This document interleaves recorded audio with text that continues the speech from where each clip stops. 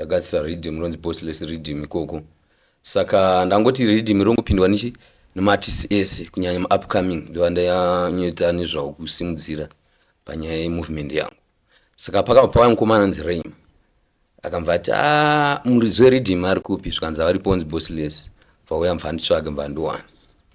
Panditi ina handina mari ikwanisa kuti ndirekodi asi ndogona kuimba. Ndikati unogona here. Mune dhira manga makazoita nemukomana here, pane dhira makaita here kuti muzoti mimi makushanda nemufana? Tikazoinetika pana Raymer manje akazoramba achiuya kwandiri achinditi mudhara wangu handisi kuwana vanhu vanokwanisa kundipusha kuti ndikwanise kuzikanwa kuti ndikwanise kuenda kumberi panyaya music yangu asi ndogona kuimba. Ndikati zvichiwa ndakakunzwa paibhebhanda ndiri muzara kutsvaga kuti ndione kuti ndoita sini.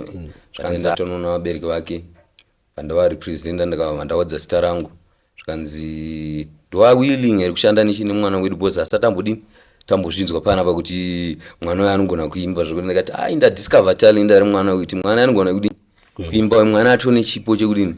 Zvikanzi chitongomunzwa achingoimba panapa atinyakutonzwisisa zvakaita sei. Zvikanzi saka mama afunga kuti mushande naye sei. Ndikati tipambaba mara zvaitika zvese maonake anachi tisenyedza takanzwa kidnapping kuti mpana akambokidnapwa achinzi asi kubatika chicha kanzaitika. Aiwa inopana Raymer ndasina na dambudziko naye. Dambudziko haana Raymer handina because Raymer ndomufarira zvekutodaro. Alright. Even kana kuteni kwangu paiuya kumba kwangu achiimbira kana family yangu achirwa kana freestyle airadzota ainodiwa zvekudaro zvekutoti kana pamoyo pangu abude zvekudaro ndotomusupporta kana kanzi aenda kupi nekupi but ndisingazozive zvangu kwari kuti anenge achitora sei because love ndangomba kubva pekutanga ndo ndichingori naye. Alright. Raymer kana uchizoona this interview ufana kuda mukoma wako vakakusimudzira vakatrayawo by all means une level ravo nezvavaikwanisawo nezvavaiwanawo.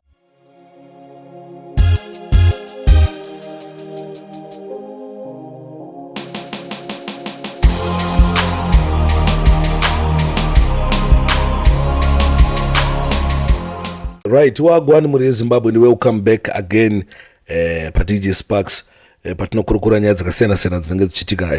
Ndofunga munozviziva DJ Sparks chinja vasingadi zvinhu zvekuti tiite sekuti pane mamwe maghetto youths akakosha kudarika mamwe maghetto youths, ndo zvinhu zvatisingadi. Saka tinotraya by all means isusu kuti information izikanwe mumastreets kuti zvive fair. Mutambo kana tichienda kuhondo kunofanira kunge kuri fair. Munhu wese anofanira achiziva kuti munhu wese ane banga kuti mwana ngaine pfuti mwana ngaine chii. Saka panapa ndina bossless ndanchiwanzwa nemaghetto youths from Facebook, social media, ndichingonzwa nemaghetto youths chinzi Sparks uyu munhu ndiye munhu aisimudzira Raymer, but unfortunately Raymer akazodecide kuenda kuNash, but uyu ndiye munhu akabva naRaymer. Saka information iyoyi tinofanira kupa vanhu macredit avo pari Joe. Saka ndinge ndichinawo panapa vachitiudza kuti vakasangana sei naRaymer uyezve ndezvipi zvavakaitira Raymer, zvizvi ndeapi maencounters avakasangana nawo vachiitira kupusha Raymer kuti zviende kumberi, then boom achibva azongobudikira apa Nash apa. And artist wako akatorwa nema big names akadaro afana kuti manager artist wako bvatorwa kana Chill Sport unofanira kuziva kuti pakaipa. But before sitapinda panyaya guys, ndofunga muri kuona patakagarira panapa inonzi P Arts and Chimiki Arts and Craft ndo yakatigadzirira mudziyo kana kuti patakagarira panapa ndofunga muri kuona zvakanaka. Unonyatsoona kuti pakanzi DJ Sparks ndara parise pamagara mupanza parisafe. Saka team yangu inogadzira masina yaka yafree kushanda nawo vanhu vane maprice ari reasonable, vanhu vari tried and tested, havasi matsotsi, vanhu vekuti unongogadzisa ungesa kana bedroom kana pavaranda kana chii kana malodges machii moyatsogadzira tumaseti tunotokanaka zisingaiche. Team yangu ine inogadzira nematai aishandise wood because vandoti kutema miti haidiwe, saka vanogadzira nematai. Ndinga mukuzviona kuti zvinhu zvakanaka zvine comfort yakaipa. Saka mudhara mukuita sei? Aiwa ndiri boom. Uri sei upenyu mudhara? Aiwa upenyu uri boom dana. Iri sei industry? Aiwa industry iri kufamba zvakanaka zvai. Rifamba zvakanaka. Rifamba zvakanaka. Makatorwa mupana ngati mupana mama. Eno isati asvika tichifamba nemastages tichatsonzwana nemudaro. Maybe mungaudziwa zita renyu nekashort background so that tinonyatsoziva kuti ndiani watikutaura naye. Inoitwa Leslie Wenje, zita rekuberekwa. Ndakakurira kuRungwe, nzvimbo yeUrungwe ndiyo yandakakurira. Alright. Ndakadzidza zvangu panonzi paChemanza High School iri kuwedza. Ndopandakadzidza zvangu ipapo zvesenior primary nesecondary ipapo. Alright. Mudara, tikuziva kuti kune superstar iri kuuya and I know kuti haipotse because mufana chipo chiripo ina nemavideos akutrenda already una TikTok. Kwa kuti kasingazive Raymer which means uri kure neTikTok because when it comes to nyaya dzepaTikTok maizemetsa cho ndiye mufana kupisa zvamanje mandikuona chikora chiuno zvakona mbijana. naRaymer makasangana sei mudaro? Inini naRaymer takasangana kuMbare. Alright. Zvazvinoita ndezvekuti ndaishanda inonzi Dark Sounds ndoyandotomboshanda naye. Alright. Inooneka kuMbare matererini pepe. Alright. Saka ndagadzisa rhythm ronzi Bossless Rhythm ikoko kuDark Sound zadza 2023 ndagadzisa rhythm ronzi Bossless Rhythm ikoko. Saka ndangoti rhythm irongopindwa nematisi ese kunyanya upcoming ndovandanyota nezvavo kusimudzira panyaya yemovement yangu. Saka pakapa mukomana anzi Raymer akamva ati muridzi werhythm ari kupi, zvikanzi varipo onzi Bossless, vauya mfanditsvage mbandiwana. Banditi inandira mari ikwanisa kuti ndirekodhi asi ndogona kuimba. Ndikati unogona here? Zvikanzi ina handisi pakutadza kugona kuimba, ndogona kuimba zvikutodaro. Ndikati chibondirerawo freestyle 1. Ndopakandirera freestyle imwe yesong iyo kuti anzi My Love Vanessa. Ndikati song yako iyo mukomana unogona kuimba ande unorekodha song. Ndobva taenda nekustudio kuDark Sound ndobva arekodha song ndo masanganiro andakaita naRaymer pekutanga. Alright, ndo masanganiro makaita. Alright, but imimi mune dhira manga makazoita nemukomana here? Pane dhira makaita here kuti muzoti mimi makushanda nemufana? Chikazoitika pana Raymer manje azoramba achiuya kwandiri achinditi mudhara wangu handisi kuwana vanhu vanokwanisa kundipusha kuti ndikwanise kuzikanwa kuti ndikwanise kuenda kumberi panyaya music yangu asi ndogona kuimba. Ndikati zvichiwa ndakakunzwa paipa bhanda ndiri muzara kutsvaga kuti ndione kuti ndoita sini. Zvikanzi ndiripo. Ndikati ndokwanisa kuti ndionere vabereki vako kuti ndikwanise kushanda neubozi ndikuona kuti age yako inenge yaita ichidiki. Zvikanzi hapana chakaipa. Ndopakanditi mangwana toenda kunoona vabereki vangu.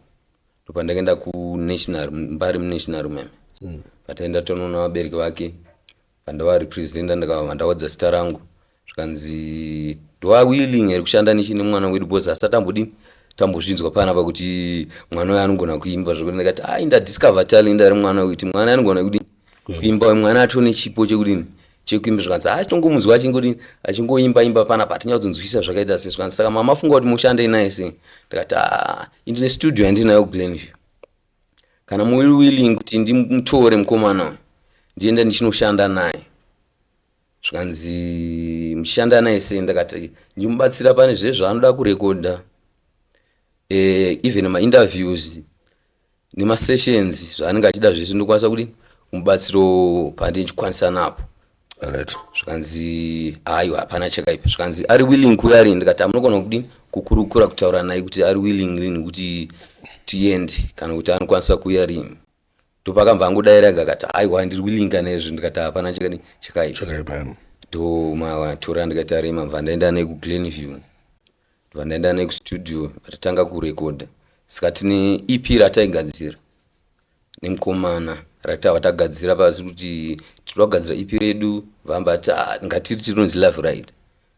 EP stari EP iri kuti tange pinda music industry because angasati apinda music industry zvekudaro. Ndakati hapana chakaipa. Patatanga kurekodha masong aya chirekodha kuStreet Vibes, mamwe acho tinoarekodhera kuDark Sound kuMbare. Ndishanda naRaymer aishanda zvakanaka chaizvo, hapana chachakaipa pese. taitowirirana zvekutodara anga ari mukomana anoteerera zvekutoti kana nhasika ndotoshamisika kuti chichakazoitika maperera zvakazoita because taaitoteerera zvekudaro naRaymer. Right. Saka sezvaitika before kasonge kuti hauna keneni. Yes. Zvisizvo. Kwauna keneni akazati kuti wakupi how say. Chinoitika pane song inonzi hauna keneni yayi. Ini ndakazonovhara studio yangu yandaishandisa. Data problem ya producer wandaishandisana naye. Anga kusaita zvibasa ratainge takawirirana.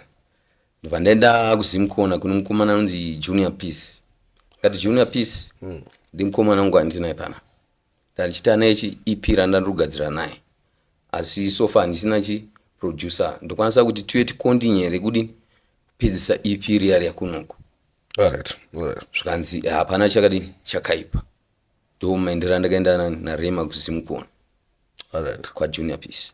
Alright. Because I still remember the day, but this akabuda una Kenya ndika Junior PC yakambonifona chiti mdara chichi ndisikuna kuona kutoitika because ndunga tibira mafiles kuma files makabirwa sena ndunge zvakafa pasi chokwadi kana allegation chakaitika ipo pepe inini ndairwara saka ndipakati pekurwara Raymer akanouya achinditsvaga kubasa kwangu andoshandira vandishaya vanosangana na Junior Peace vakomana veve kwandakanomuintroduce kustudio kwake vabva vamuti hande tinodini tinorekoda song yayi inonzi hauna keneni patakaiposta freestyle pepe vanhu vakaratidza kuti kuresponda saka hande tinodini tinorekoda song yayi ndopa vakaenda kuZimkona saka inini ndiri kumba ndakawanda ndiende kumbotsvaga matablets angu kumashops ndipakati pekuenda kumashops ndakawandasangana nemafanzi angu anondiziya indifamba naRaymer zvikanzi kumukomana wako yakusiya ngo anaenda kunorekoda song yakuZimkona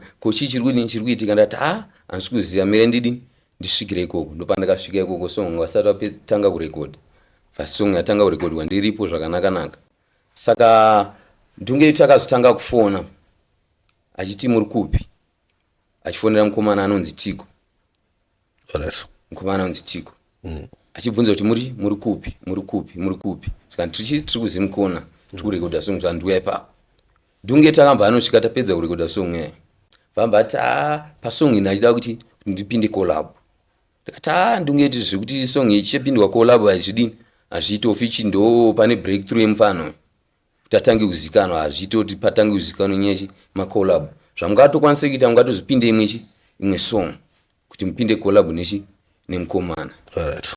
Zvikanzi haina pressure saka nguva dzadzaenda ndikati ndauda kumbonozorora because medication yandiri ndauda kumboti ndimbonozorora vandaenda kumba vantondiperekedza zvakanaka saka vari kunzi vakazonyengetedza mukomana Raymer vavadzokera naye kuZimkona kweyakweya vavanopinza ndunge yuti pacollab pasong yayi kuti hauna keneni yayi pakamva vanopinzwa ndunge yuti ina ndachandakaziya saka mangwana makuseni manje ndichienda kumashops ndikava ndanosangana nakomana yayi ndunge yuti vakutoti takuenda noshuta video song yayi ndikati saka makutoenda muchindisiya zvikanzi aiwa kana muchida kupinda chipinda ndati ndakutoenda hande yangu man ataenda vatanoshuta video song tipakati pekushuta video song ndopandikuona ndunge akuti odini ari kuapia pasong zvakatanga kundishamisa kuti kuchicha kuitika kundunge akubatikira padhiri yayi ndakamboramba pakuita sei ndanga ndaona kunge ndakutanga kukonzeresa confusion pazvinhu zvaitika mandangodi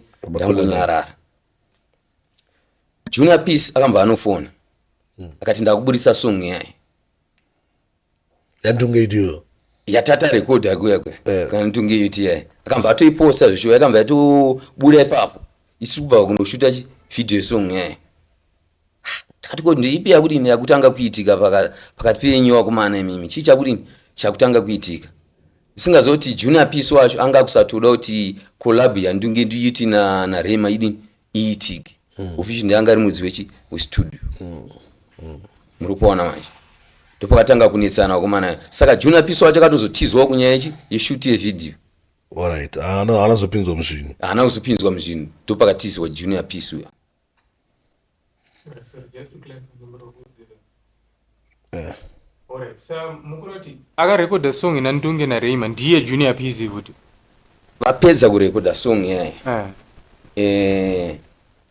ndungeti pavakazoona kuti havasi kuwirirana najunior peace vakabva varonga kuenda kwana levels kunorekodha song yayo. maona yakabva inochinjwa beat raikatanga kubudiswa nayo pazimkona nemategi anga aripo zvakabva zvanochinjwa. but pepe vatora songa pepe ndio zvakatoitika ipapo. bozi ndaona ngeinstrument raya raikundwa kunakidza rakazopinza iyeyo raikundwa kunakidzwa nerepekutanga. bozi raya takaita ari custom rekutanga kutogadzira tiripo ndio zvakaitika ipapo.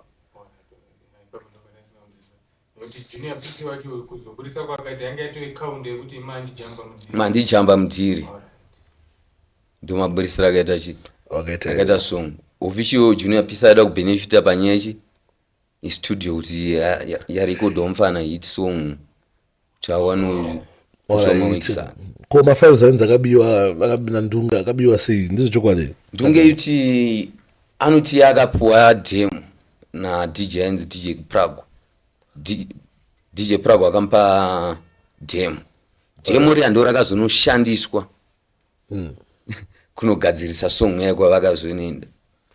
alright ndo zvakaitika pasong yayo bosi payakatorekodwa enda ndiripo ndakatoposta imwe video yandakatoposta paTikTok nepafacebook pangu tichirekodha song iyoyo. alright ya pakashata murezimbabwe ndofana kunzwa zvichiitika papa kuti mumaindastry mune muchizonzwa dzimwe nyaya dzochitika kumusoro but kuzasi kune dzimwe nyaya dzichiitika ikoko but mdara imi mamine contract here ramakaita nare makati maangoita zvezvimwe ndimufana wangu ndakumbokudai nekudai. ina Raymer ndasina kusaina naye contract.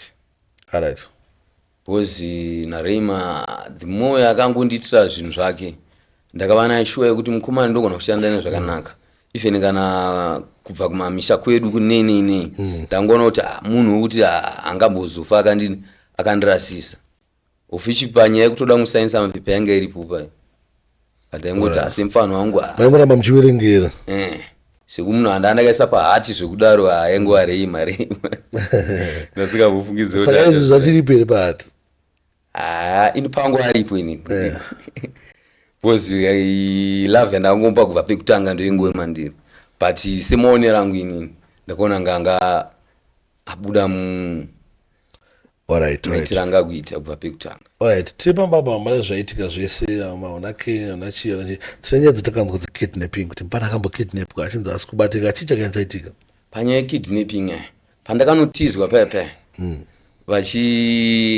vachienda kuNash vakazononditiza vachienda kuNash saka ini ndakarara ndakangotanga kuona makozi angu bosi ndaindiri kumba ndatanga kuona makozi ndatanga kuona mai vake vakandifonera kanzi ko Raymer ari kupi ngati so far Raymer asi pandiri pane vakomara vakangomutoro pandiri ina hanzi kufila zvakanaka mere ndovafone ndinzwa kuti ari sei try kufona Raymer asi kudayira foni yangu try kufona Nandunge havasi kudayira vasi kudayira foni yangu.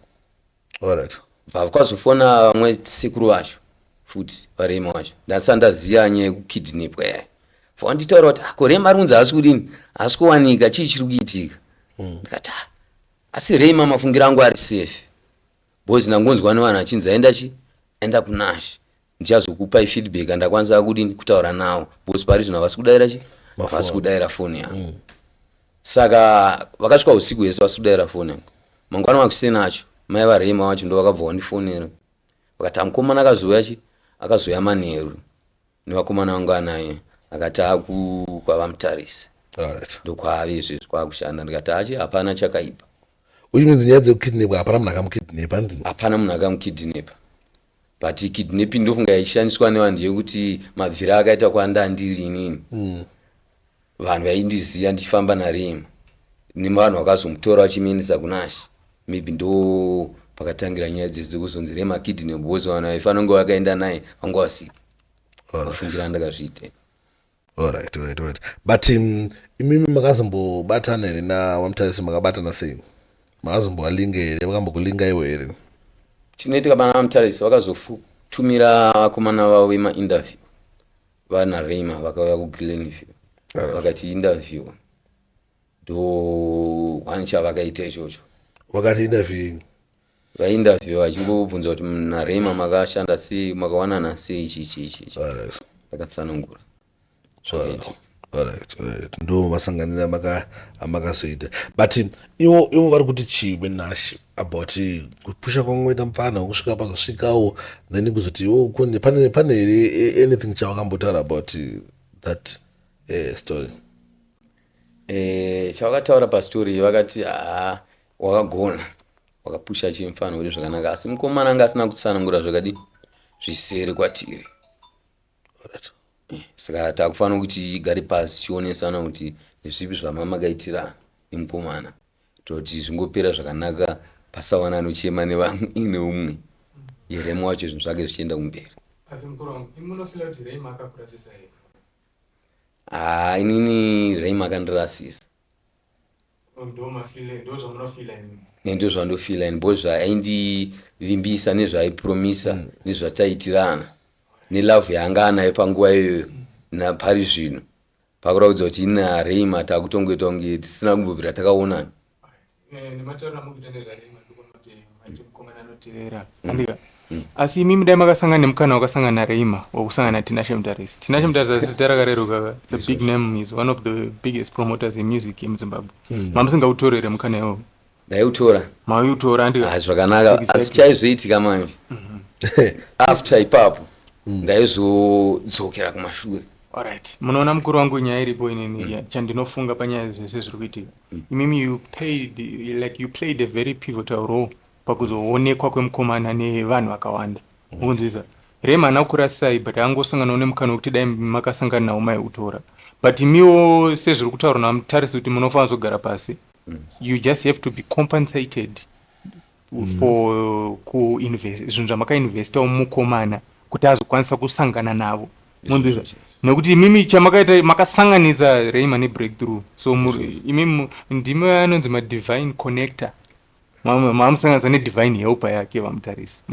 So inini what I just feel about all this is you just have to be compensated for time yamakashandisa mari yamakainvesta studio time iyo pamukomana. But mukomana kutaura chokwadi ndombora musamuitira chigumbu nodai muri imimi maitoutorawo mukana iwo. Ndizvozvo nekuti mukomana ane talent zvekutoda. Mavhidhiyo anoona mutarisi chero productions anajamauna namanikiwa dzakapenga. Zoti chero imaitorowo nemafindivhuwa mukamanyira kuNash. Vaigona kungoti isi problem ndimbonopushe then wangu yandozoona ndaita mari bozi panopamboonesa kuti hapana paidhina mboriske wangu yandozoona zvotiwo chero Raymer wanofanira kuzongokurangarira kuti mukoma wangu makaita basa makambondisimudzira but ndizvozvo but kana wakusazoresponda manje even kana text message kana kongo udaira just ungoti ndiribo hakuchina kana I think Raymer anenge asingazive kuti mukufungei about zvezvichitika because mune zvamakapromisana makavimbisana kuti shamwari ini chazodayo iwo zodayo tozodayo tobva tadya mari yedu so then anenge akutamanaka nemapromises ese andakapa mukuru yare ndanguva rasisa mandotaura nawo kuti chiye makandifonera saka pacho ndizvokuti wapfana anda kuita chiregererwa pamwe pacho waraita chingonza mufana wangu zvinowanika zviriko but apa paukapabhaisa so ende usafa wakaita se wakapabhaisa unofana kukangana kwawakabva. Aiwa ini pana Raymer asina na dambudziko naye. Dambudziko haana Raymer ndina because Raymer ndomufarira zvekutodaro. Alright. Even kana kuteni kwangu paiuya kumba kwangu achiimbira kana family yangu achirwa kana freestyle. Aidzota ainodiwa zvekudaro zvekutoti kana pamoyo pangu abude zvekudaro ndotomusupporta kana kanza aenda kupi nekupi. But ndisingazozive zvangu kwari kuti anenge achitora sei because love ndangombokubva pekutanga ndiwe ndichingori naye. Alright. Raymer kana uchizoona this interview ufana kuda mukoma wako vakakusimudzira vakatryawo by all means one level ravo nezvavaikwanisawo nezvavaiwanawo kuti vakusimudzire haufani kukanganwa mufana wangu unofana kungoziva kuti kune vamwe vanhu vakamboshandawo vanodeserva macredits sometimes pamwe pacho panenge pachingoda kungoti makaipa chibaba kana ngoti achibaba chindo chakambodayo pane pasingadiwe zvinhu zvakawanda pangomongoti bossless hauna keneni uchiita bossless hauna keneni. Ndinoona kuti imwe reason why Raymer angasingadaviri makozi apa ave pa a more formal organization anogona kunzi iwe usadavira makozi ndonogona kuzotaura zvinhu zvinogona kuzopindisa kana isusuwo busy munhu saka vanhu vanenge vakumucontrolawo vanenge vachida kuprotecta image yebrand ravo mukuziva. Ndikuibata but izvezvizvo mambotaura naye mfana mamuonere pari zvino ndakataura naye nesuro achiti ari kuenda kubulawayo waneshobula but zvikodhara zvimwe zvese bo mane ukama wakanaka nemukomana. Respondi yangu ndakatotanga kutaura naye nesuro ndopakatanga kudaira kuuya pandichitomudzawo ndiri kuenda kunoona mudhara kuNash. Pakaipa right sapa right tamubvunza mudhara zvinhu zvamakamboyatsomuitira imimi maworks amakamuitira ndeapi? Raymer ndakamurekodha samasong anogona kusvika kuma-15 airekodwa mumastudio mastudio akasiyana siyana but akawanda acho dark sound, mamwe street vibes, mamwe simukuona kwacho ikoko anga agoita zvepamuromo izvo angationa maprojects angu atingadai takatoburisa paep rake. Tomutengerawo zvinhu zvaidawo panguva iyoyo akati adawo trouser ari kudawo kana foni ndaikwanisa kuafodhawo padiki papo kuti tiri kwanisa kumubatsirawo. Ndikibata saka so imimi muda kukombanzetwa here mari yenyu kana kuti mimi chamuri kuda imimi kungoti vanhu vazive muri Zimbabwe izive kuti ndo zvamukasangana nazvo zvamakamboitira mufana muya soda chichipa chamugudawo here? Sparks munoona kuti chikuwa pakunyaya compensation munhu wese apari munhu wese anotoda kuti akaitawo something I want to something for pane zvaanenge achiitawo especially panyaya music because pamwe maitira mufana kuti mufana aende kumberi azogare zvakanaka azodye mari maisazviitira for money, maybe maizviitira for the love of music.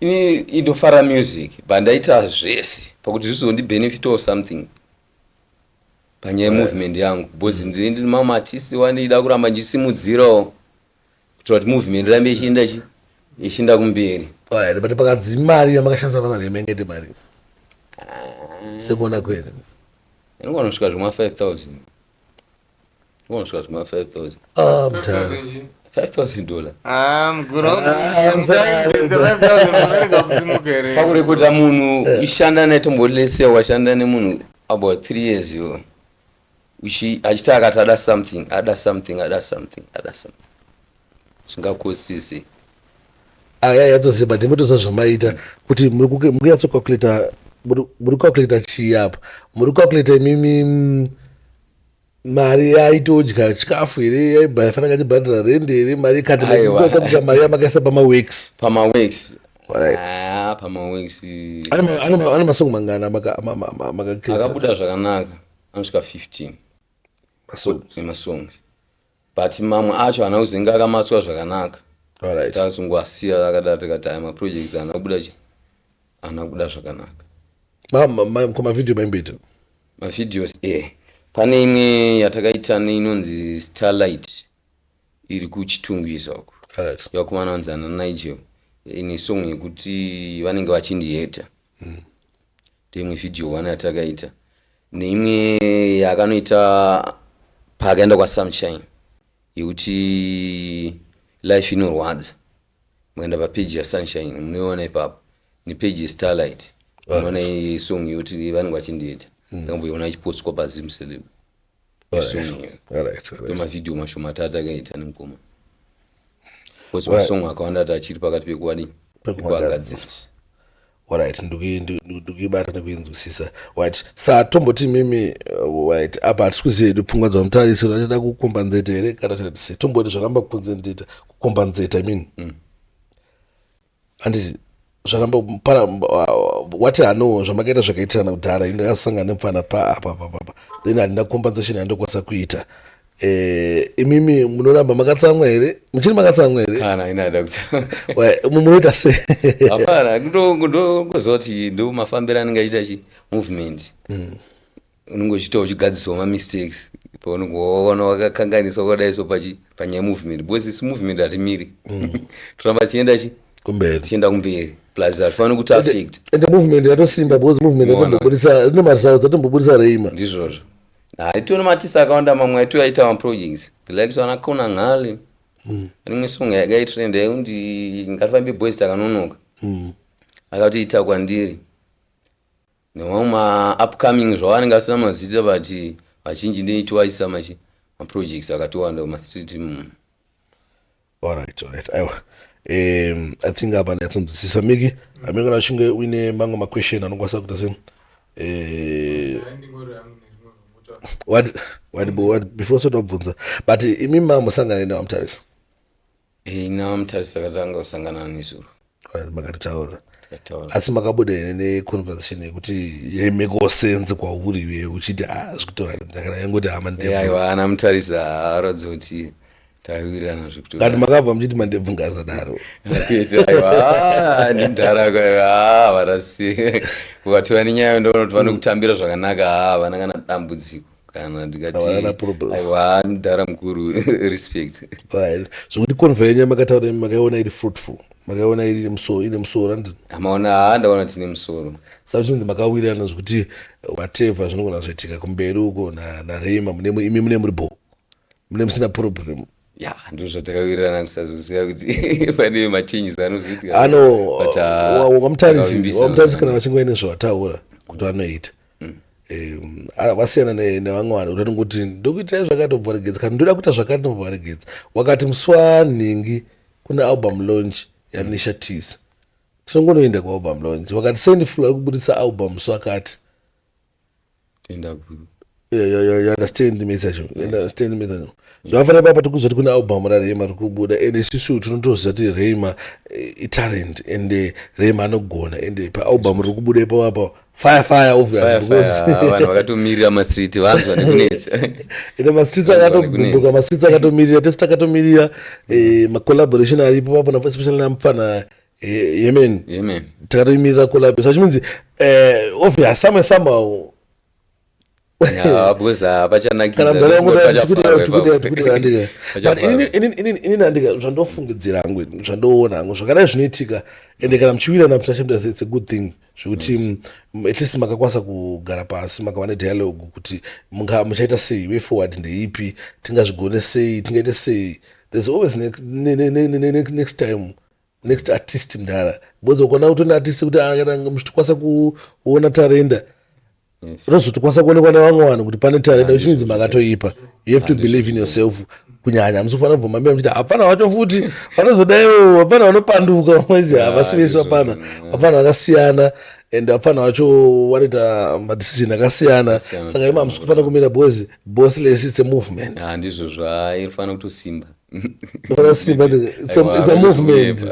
it's a movement haishekwe nemunhu wani I'm sure kuti kune mamwe mafana vari kunzoko tone hobo artist saizvi zvimunani izvi zvimukupinda nei sofa ndinanonzi squat police sakaramende ane song iri kutrenda inonzi bobojani yanetsa mastreet iri kutotendera zvekudaro nanonzi chairmaster Alright. So ndomaartist abossless guys mufanira kuenda muno check out sa pa social media munobatika semndara makaenda vanoda kuzofollowa vanoda kuzokutsvagai vachiziva kuti kana vamwe artist anoda kuuya achishanda nemi because we believe especially nini I believe kuti makatoipa because makona muchikwanisa kuona talent akaita nge vana Raymer yamotanga kuipusha means muno mune ziso rekuona talent mudara try sawa nokubata ipapi pasocial media makaenda pafacebook pane facebook page rakanzi bossless entertainment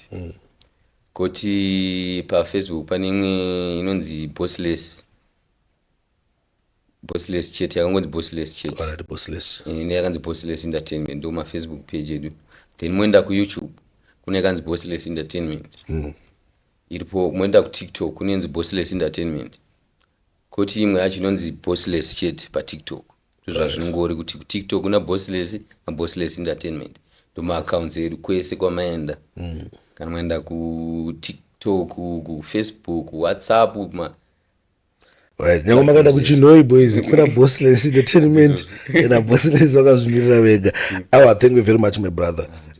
Ne time yenyu, you know, sometimes mtenzvina mune muchiita then mungodecide kuti anoende kuplatform kwekwaiti munokuru kwete mbona ndo music yacho next time pandokudaidze mndaya ndofana kuti ndire mufana wangu Sparks akaipa ari kupisa and even maartist amini amda mufana munotumira music yawo then tiona kuti tingabatsana sei because donho zveredu ndekuti mageto youths aende kumberi mageto youths aise mari muomwe ndo zvatinotodawo isusu zvatotoshuhira mageto youths akawanda saa mbona zombouya next time pamuri mufana kuenda vapfana venyu mombotibosera mangoma wanyatsoona kuti vanhu vanyatsoona kuti bossless kawanda ende isusu hatishore mndara aino kuti mufana akatry kuenda kwekuti everyone ndangari akawanda ndo zvataitoda pataitomupusha paitaitoti vane mari wadini vaone kusponzo kuti zvindichi but zvine way azvaifana kungoitwa nayo ni way chete ndo maitira zvakaita asi pataida kuti zvisvike kai ndo chaipo chaipo kuti vanhu vakaita sana vana mutarisi vamusponzo because ndo vakuru kwatiri zvichienda kumberi zvichinakidza man awa thank you very much mune mubvunzo remambo ndaitoda hangu kutovapa imwe business kurangana mtonawo kuti mune pamunokwanisa kupusha muchikumbira munogona kuti nature fund mozoti kana kufana hama mutawanti vamema vasainisa zvipa mozo munenge muna mutarisi moti chindinai pamufana mwamada hava mufana wangu ari kuita 10 kina munomude amwa haipa munototura mari ndo itiyo ekuti mndaya unoti alright hamwe kuzoti aona ndimufana ndinayo but amona ndipokana ndo nyaya yacho ini zvangu ini ndo specialize basa rangu chairi chairi ndita zvemafoni kambani idonzi Numen Electronics ita zvemafoni maspares electronic gadgets ese anenge aripo alright saka ini zvemusic ndakazongopindawo mazviri kare saka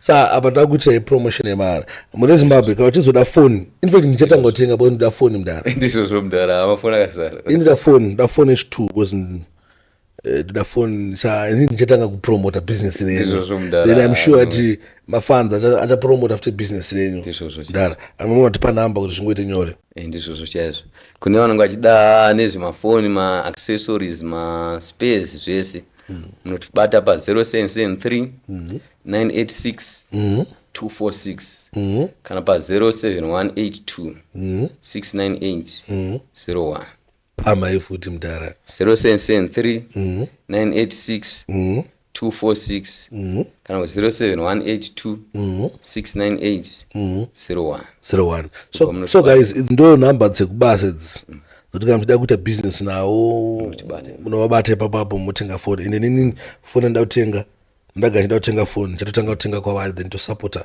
bozo kana munhu anoti akaonawo mageto youths anoda kuti mageto youths asimuke ngatisapotewo aso rake kuita kuti mamwe mageto youths akawanda aramba achiita se achisimudzwa. Thank you very much my father. Mwari vakuitire zvakanaka.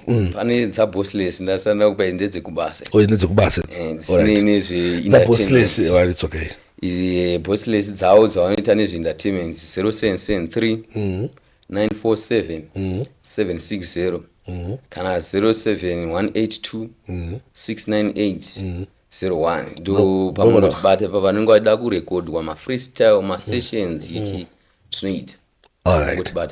Saka muri Zimbabwe ndipo mangonzwa namba idzi kana uchingosina kudzibata unompoza video ino iri wonyatsotora namba dzako zvakanaka then obata bossless woda kuti mungashande sei mungaite sei. Kachikiri first time ngosvika panapo usina kuti subscriber usina kusubscribe please do subscribe because panapa tinoenda ma latest mwaka nemwaka zuwa nezuwa minute yega tichikanda something brand new zvinenge zvichiitika mageto youths zvakawanda zviri kuitika mageto youths kunoona mageto youths akusangana nehora uko zvese tiri ready kuti zvidiscuss zviende kumberi kwavanhu vanhu vazive pamwe papa tichanzwawo futi mumwe munhu akambotoriwo futi chi mupana wake nani nabossless zvinoitika futi muindustry izvozvo. So with that, you're out.